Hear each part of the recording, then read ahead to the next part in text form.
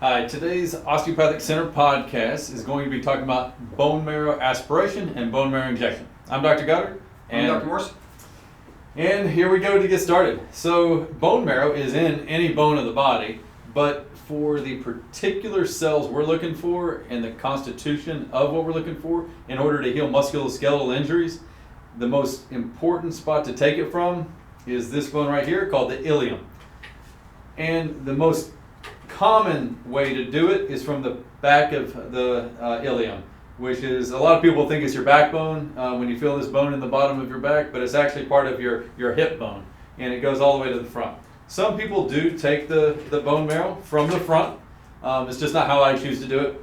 And here, what we like to do is get it from this bone. So we're going to move on to this model now to show you how the procedure is done and what to expect. And then we're going to be moving into like what makes this composition so effective at healing injuries. So when you first come in, you're going to lay down, and we can either, if you do get anxious for procedures, we can give you medicine. We do have anesthesia that can come in and use a monitor anesthesia care so you don't feel anything at all. So that's your option. But how the procedure goes, you'll lay flat on your stomach. And this is that bone I was telling you about. It's called the ilium. And this particular part of the bone is called the posterior superior iliac spine. And so the first thing that's going to happen is we're going to be cleaning your skin. And the cleaning of the skin is just like any injection procedure. And we're just going to be using lidocaine, local anesthetic, to numb the skin and then go down to the bone and numb it extremely well. That way, the next part you won't feel. So after we let that sit and numb, while that's getting prepared, we're going to be prepping your skin for the procedure. Now, when we start to go into the bone itself, we need to make sure this is a very sterile procedure because we do not want any type of infection happening inside your bone. So we go to great lengths to sterilize with chlorhexidine or betadine to make sure we have a perfectly clean environment.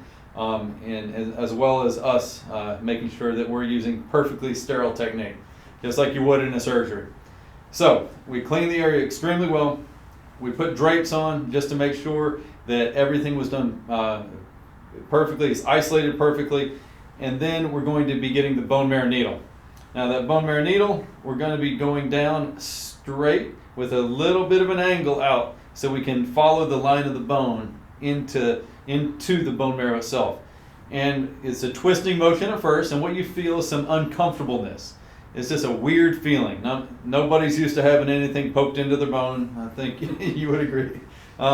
Me included.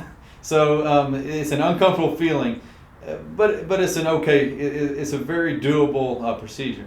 Now, the harder part gets after we have to start doing a little tapping. And when we tap, it makes everybody extremely uncomfortable, but it only lasts a little while so we can get into the bone. And once we get in there, then we have to make sure we're in. So we have to use a syringe to pull a little bone marrow. And every time we pull, you do feel a little sharp pain for a few seconds. Very short-lived. So we make sure we're in, we go a little deeper, and then once we're in, we're able to get and extract approximately anywhere from 10 to 12 milliliters of the bone marrow itself. And we get it from different portions of the bone in order to get the highest concentration and yield of cells possible. Now there are special types of needles, just so you know. There's many different ways to take bone marrow out, different techniques to take bone marrow out. Some people go into different parts of the bone because every time we go into one part of it, we get the best part of that part of the cells. And so we want to make sure that we're giving you the best quality product when we inject. So we use certain techniques here that do give us that highest quality of the volume and what's inside of the bone marrow. So after we go in, every time, like I said, every time we pull out a little bit, you're going to feel some sharpness. But overall, this procedure takes about 15 minutes, and then we're done with the hardest part. And then after we pull that needle out, we're going to put some compression onto the area where to make sure it won't be bleeding, and then we're going to put a compression bandage on there. And you're going to be sore from getting this out for about roughly a week. And sometimes it takes a little longer, and sometimes it takes a little shorter. Everybody's just a little different in the healing aspect of that. But after we are able to be confident that the bleeding is gone, we keep the compression on, we tape it down, and then we're going to be taking that and injecting it where we need to. Now, there are two primary ways, I should say. There's many different techniques, many different thought processes on how to do this. But the two primary thinking of how effective this is, one is to take what we've taken out and to spin it down and concentrate it. And that's called the bone marrow concentrate. Now, that does concentrate cells highly effectively. But what it does do also is it gets rid of proteins that we could be using instead. Or as well. So here we do primarily focus on what we call whole bone marrow, where we take it out and use that whole amount that's from the bone and without spinning it down. In selective cases, we will spin it down, but we take that and then re-inject it to the areas of your injury. Most commonly, arthritis is what the most common thing people think of. So we just go in, just like any other injection, right? And we just numb the skin up, numb your joint up, and inject it. Now, doing the whole bone marrow the way we do, it contains platelets, growth factors, mesenchymal stem cells, hematopoietic stem cells, and then a list of growth factors that are extremely effective at healing, but they're also extremely inflammatory. So you get a lot of inflammation, pain, post-procedure, and it can take about a month to get over the procedure itself. And before we start to see some benefits. Saying that, I've had some people recover faster, and I've had some people, it takes many months in order to see the benefits. But arthritis I mentioned is one, but we use this for torn tendons, torn ligaments. I use it for back injuries. I've done it for a multitude of sports injuries as well as pain, and I've seen tremendous results. It's an extremely effective treatment. Easy to perform through the right training. And I've been doing bone marrow procedures for 7 years. I've been faculty at the Orthobiologic Institute, helping to teach other physicians. Dr. Morse has joined us recently. I'm going to let him talk about, he's been around this through his residency and training programs, and give us your thought on bone marrow. Yeah, so overall, the quality of the product is fantastic. You're getting it from yourself. Couple contraindications. Main one would be cancer. If you have it, we don't want to spread it. But for the most part, we're using your cells, the bone marrow, where all of your cells and everything that's made essentially in the bone marrow before it gets distributed, and then we're relocating them to wherever the injury is. So we don't have to worry about any issues with your body fighting it because it's coming from your body. The significant benefit of the bone marrow, because it has all these beautiful concoction of growth factors and platelets and stem cells, it provides an optimal environment to treat injuries that even have trouble treating with some other products.